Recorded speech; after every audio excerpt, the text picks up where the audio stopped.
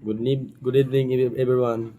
My name is Rashid Masdal and reporting in Article 316 to 320.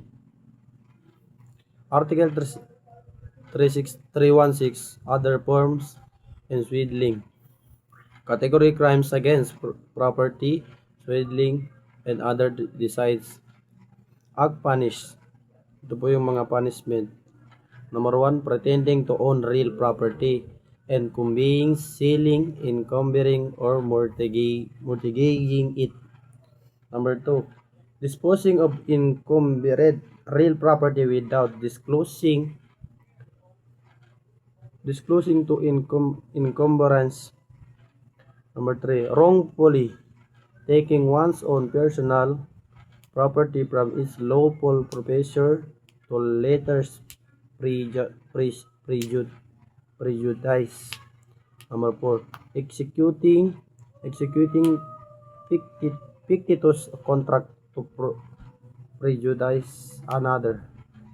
Number 5, accepting the compensation for services labor not actual performed. Number 3, assurity selling, mortgaging property used as bond security without court authority or before being relieved of the obligation. Penalty, arrest to mayor 1 month and 1 day to 6 months in its minimum and medium period plus a fine of 3 to fine of 1 to 3 times and damage caused. Article 17, Article 317, swindling and minor. Category, crimes against property, swindling, and other disease. Act punish, taking advantage of minor experience of emotion to induce them to assume an obligation, give a release, or transfer property rights in exchange for a loan, money, credit, or property.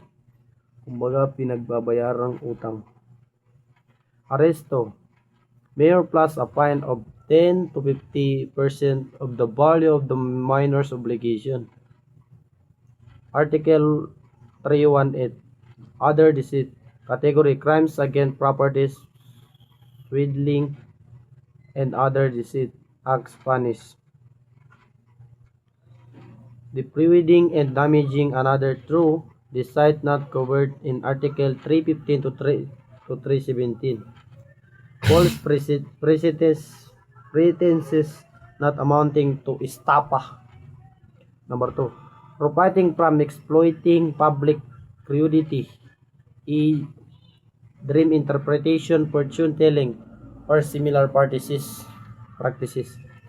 Penalty, for the first act, arrest the mayor plus a fine of the 2 times the damage caused. For the second act, arrest the mayor or a fine not exceeding 400,000 as amended by Article 10951. Article 101, Article 319, removal sale or pledge of mortgaged property. Category, crimes against property, chattel mortgages. Act punish, knowingly removing mortgage personal property under the chattel mortgage law to another province, city without the mortgage written consent. Number 2, selling, pledging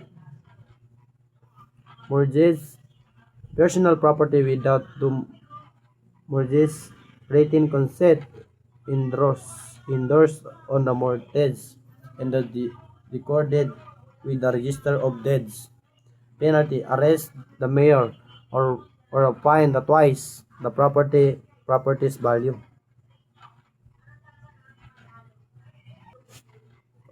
Hi ma'am, good evening. My name is Norsam Kinis. This is our report. My topic is Article 320. Category, crimes against property, arson, and other crimes involving destruction. Act punish. Maliciously burning any of the following. Unang-una is government arsenals shipyards, storehouse, powder factories, archive, or museums. Pangalawa, passenger trains, motor, motorcycle and motion or vessels out of port. Pangatlo, storehouse factories in inflammable explosive materials in in an inhabited place. Keynotes declared hinaus prime by Republic Act 7659 PD 1744 ads. Political terrorist motives as an aggravating circumstance. Penalties reclusion temporal 12 years and 1 day to 20 years. In its maximum period to reclusion perpetua 20 years and 1 day to 40 years. Death penalty was abolished by RA 1993-46.